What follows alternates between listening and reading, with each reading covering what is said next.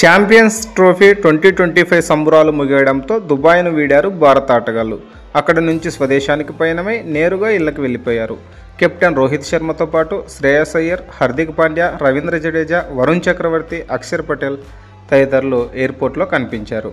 అయితే ఇది అభిమానులను హట్ చేస్తుంది. కప్పు గెలవడం డబుల్ హ్యాపీనెస్ పంచినా స్వదేశంలో బస్ పరేడ్, ఇతర సెలబ్రేషన్లు ఏమీ లేకుండా సైలెంట్గా ఎవరి ఇళ్లకు వాళ్ళు వెళ్ళిపోవడం ఏంటని అంతా షాక్ అవుతున్నారు. గతేడాది భారత జట్టు T20 ప్రపంచ కప్ 2024ను ఒడిసిపట్టింది. ఫైనల్లో సౌత్ ఆఫ్రికాను ఓడించి జగజ్జేతగా అవతరించింది. దీంతో స్వదేశంలో టీమిండియాకు గ్రాండ్ వెల్కమ్ లభించింది. ట్రోఫీతో తొలుత ప్రధాని మోదీని కలిసిన రోహిత్ అండ్ కో ఆ తర్వాత ముంబైలో నిర్వహించిన బస్ పరేడ్లో పాల్గొని అభిమానుల్లో మరింత జోష్ నింపారు. అనంతరం వాంఖడే స్టేడియంలో డ్యాన్సులు చేస్తూ భారీగా సెలబ్రేషన్స్ చేసుకున్నారు. కానీ ఈసారి ఛాంపియన్స్ ట్రోఫీ సొంతమైన దుబాయ్ నుంచి అందరూ తమ ఇళ్లకు వెళ్ళిపోయారు. దీంతో BCCI ఇదే తప్పు అని బోర్డు ఏర్పాటు చేయకపోవడం వల్లే ఇలా జరిగిందనే విమర్శలు వస్తున్నాయి. అయితే ఇందులో బోర్డు మిస్టేక్ ఏమీ లేదని తెలుస్తుంది.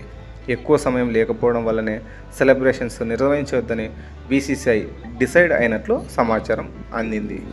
స్వదేశంలో భారీగా సెలబ్రేషన్స్ నిర్వహించాలని అభిమానులతో కప్పు సంబరాలు జరుపుకోవాలని BCCI తొలుత భావించిందట. అయితే IPL 2025 మొదలు కావడానికి అట్టే సమయం లేదు. కొత్త సీజన్కు ఇంకో వారం కంటే ఎక్కువ టైమూ లేదు. ఆల్రెడీ అన్ని ఫ్రాంచైజీలు ప్రాక్టీస్ సెషన్స్ స్టార్ట్ చేసేసాయి.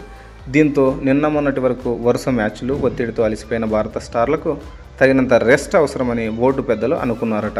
విరామం తర్వాత ఆయా ఫ్రాంచైజీల్లో జాయిన్ అయ్యి తిరిగి క్యాష్ రిచ్ లీగ్ ఆరంభానికి వాళ్ళు ఫిట్గా, ఎనర్జెటిక్గా ఉండాలనే ఉద్దేశంతో సంబరాలకు దూరంగా ఉండాలని నిర్ణయించారట.